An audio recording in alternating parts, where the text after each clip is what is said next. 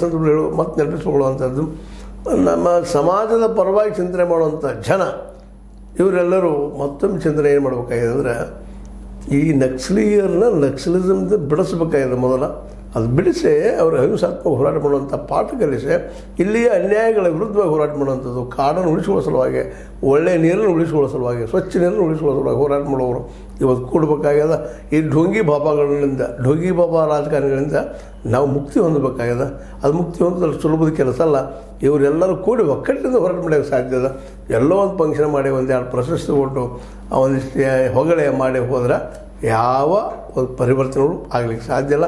ಯಾಕಂದ್ರೆ ನಮ್ಮ ಈ ವ್ಯವಸ್ಥೆಯಲ್ಲಿ ಹೊಗಳೋರು ವರ್ಣೀಯ ಅಥವಾ ಶ್ರೀಮಂತರು ಕೆಲಸ ಅದನ್ನು ಮಾಡಿ ನಮ್ಮ ಲಾಭ ಮಾಡೋದನ್ನು ನಾವು ಇಲ್ಲಿಯವ್ರು ನೋಡ್ಕೊಂಡ್ಬಂದೀವಿ. ಅದಕ್ಕಾಗಿ ಇವತ್ತು ನಾವು ಈ ಪ್ರಶಸ್ತಿ ಎಷ್ಟೇ ನಾವು ಸುಖಪಟ್ಟು ನೆಮ್ಮದಿ ಇರೋಕ್ಕಿಂತಲೂ ನಾವು ಬೀದಿಗಳಿಗೆ ಹೋರಾಟ ಮಾಡುವಂಥದ್ದು, ನಮ್ಮ ಕಾಡು ಉಳಿಸ್ರಪ್ಪ, ನಮ್ಮ ನೀರನ್ನು ಸ್ವಚ್ಛ ಇಡ್ರಪ್ಪ ಅಂತ ಕೇಳುವಂಥದ್ದು ಮಾಡೋದಿಲ್ಲ ಅಂದ್ರೆ ಅದಕ್ಕೆ ಹೋರಾಟ ಮಾಡುವಂಥದ್ದು ನಾವೆಲ್ಲ ಬೆಳೆಸ್ಕೊಂಡ್ರೆ ಯೋಗ್ಯ ಆಗ್ತದೆ. ಅದೇನೋ ಆಗಲಿ, ನಮ್ಮ ಈ MP ವೀರೇಂದ್ರ ಕುಮಾರ್ ಅವರ ಸ್ಮರಣಾರ್ಥವಾಗಿ ಕೊಟ್ಟಂತಹ ಈ ಪ್ರಶಸ್ತಿ ನಮ್ಮ ಪಾಂಡುರಂಗ ಹೆಗಡೆ ಅವರಿಗೆ, ಅದು ಅಪ್ಪಿಗೋ ಚಳವಳಿ ಮತ್ತು ಪರಿಸರ ಉಳಿಸ್ಕೊಳ್ಳೋದು ಸಾಮಾಜಿಕ ಹೋರಾಟಗಾರ ಹೆಗಡೆ ಅವರಿಂದಾಗಿ ಇನ್ನೂ ಅನೇಕಿಂತ ಜನ ಬರಲಿ, ಉಳಿಸ್ಕೊಳ್ಳಿ, ಎಲ್ಲನೂ ಕಾಡು ಉಳಿಸ್ಕೊಳ್ಳಿ, ನಾಡು ಉಳಿಸ್ಕೊಳ್ಳಿ ಅಂಥ ಪ್ರಯತ್ನ ಆಗಲಿ, ಅಂಥ ಒಳ್ಳೆಯ ನಾಯಕರು ಬರಲಿ.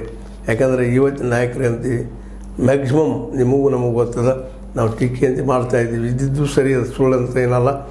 ಯಾಕಂದ್ರೆ ಇವತ್ತು ಚುನಾವಣೆ ವ್ಯವಸ್ಥೆ ಸಹಿತ ಭ್ರಷ್ಟ ಕೊಡ್ತಾ ಅನ್ನೋದನ್ನು ನೋಡಿದಾಗ ನಮಗೆಲ್ಲ ಗಾಬರಿ ಆಗೋದು ಮಾತ್ರ ಸಹಜ ಅಂತ ಹೇಳ್ತಾ, ಮತ್ತೊಮ್ಮೆ ಪಾಂಡುರಂಗ ಹೆಗಡೆ ಅಂತ ಅಪ್ಪಿಕೋ ನಾಯಕರು ನಮ್ಮನ್ನೆಲ್ಲ ಅಪ್ಕೊಳ್ಳೋದಕ್ಕೆ ಬರಲಿ ಅಂತ ಆಶಯ ವ್ಯಕ್ತಪಡಿಸ್ತಾ, ಇದು ನಿಮ್ಗೆ ಲೈಕ್ ಆಗಿರ್ಬೋದು, ಲೈಕ್ ಆಗದಲ್ಲಿರ್ಬೋದು, ಲೈಕ್ ಮಾಡಿ, ಶೇರ್ ಮಾಡಿ, ಕಮೆಂಟ್ ಮಾಡಿ, ಜೊತೆಗೆ ಸಬ್ಸ್ಕ್ರೈಬ್ ಆಗೋದು ನಿಲ್ಲಿಸ್ಲಿಕ್ಕೆ ಹೋಗ್ಬೇಡ್ರಿ. H16 ನ್ಯೂಸ್ ಅರ್ಥತೆ ಸೀತಾರಾಮ ಸತ್ಯದ ಕೈಗಳಲ್ಲಿ ವಂದನೆಗಳು.